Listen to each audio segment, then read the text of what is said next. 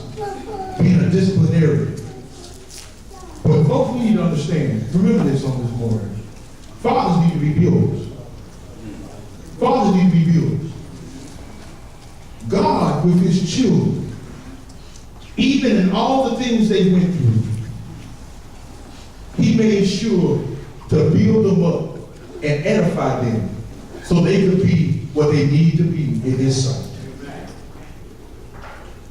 He did not want his children to be demoralized, to be substandard. He wanted his children to be the best that they could be. Fathers, we need to learn to build our children up. We live in a cynical world. Let me say that again. Somebody didn't hear that. We live in a cynical world. We live in a world that's not encouraging our children. Amen, somebody. As a matter of fact, we live in a world where our children are being denigrated. You ain't gonna be nobody. You ain't gonna be none. Oh, Lord have mercy. Even in the schoolhouse. I don't mean no harm all the teachers up in here. But there's some times when our children, instead of being encouraged, they're being brought down. Fathers need to be the ones who are building their children up while the world is trying to tear them down. Encourage your children. Let me say that again. Encourage your children. If they don't receive encouragement from you, who they going to receive encouragement from? Sometimes, and especially when we had our grad night, I'm sitting there and I'm looking at all these young folks we got here in this congregation. And I'm seeing not the young folks. I'm seeing what they could become. I'm seeing some doctors.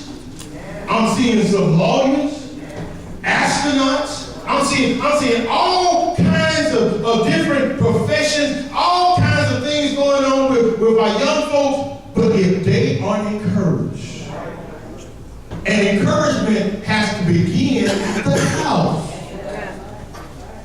Your child comes up to you and they say, I want to become president. And you look at them and say, you can't be president.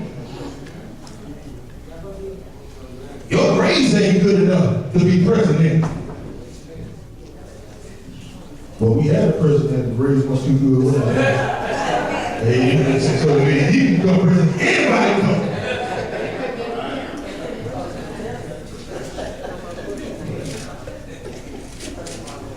But when children have great dreams and aspirations,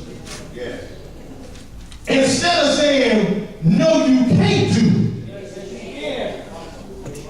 baby, you can do anything you want to do. If that's your goal, you keep striving for it. I'm just saying, baby, Daddy got your back. Daddy got your back, and whatever you choose to be, I got your back. I'm going to keep pushing you to do it. If a child has a father that says to them, you can do it, keep on going, and then even when they fall short of something, don't worry about it. Don't worry about it. Just dust yourself off and get back up on the horse and keep riding, because you can make it if you keep on trying. They hear too much negative everywhere else. Fathers need to be building their children up. But not only from the physical side. Oh, yes, from the spiritual side, folks. When we have young men that want to be preachers, what you want to be a preacher for? I want to be a preacher. You can be doing something else. You just killed the dream of somebody that could bring many souls to Jesus. Instead of discouraging the young man, you need to encourage the young man. You can do it, baby. fact, I'm going to help you to do it. And if you can't help yourself, I'm going to find somebody to mentor you so you can become what you need to be in the sight of God.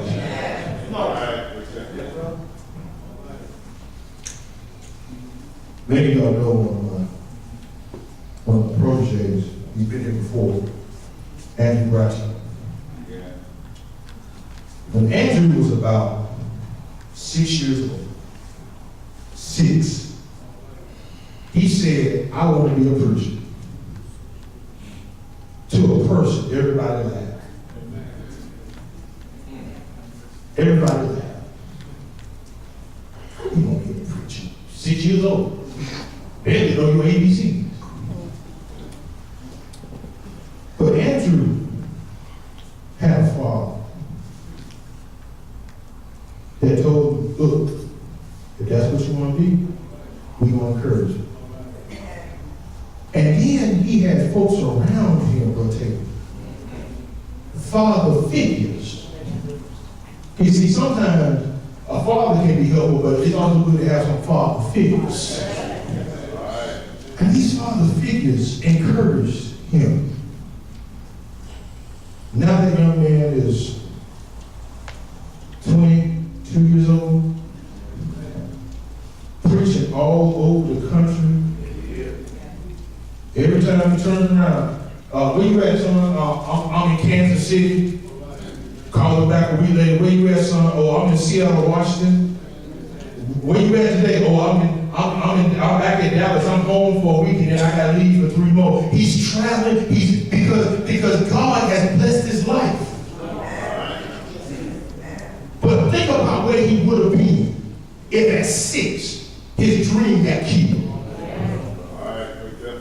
See, we got some young folks that got dreams both of the physical and spiritual realm. And if fathers especially are encouraging their children, you kill a dream. But not only that, in the spiritual sense, if you're not going to kill a dream, you could kill one of God's tools for bringing somebody to Jesus. Fathers, we have a heavy responsibility.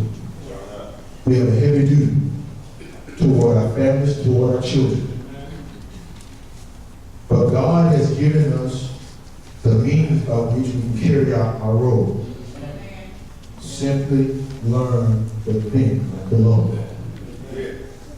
Don't try to think like the government has taught us to think. There you go, brother. That's right. Don't try to think how society has taught the society's definition of fatherhood.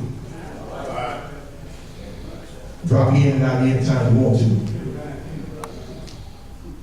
Learn what God has given us through his word to show us our responsibility to be good father and good man. At this time, let us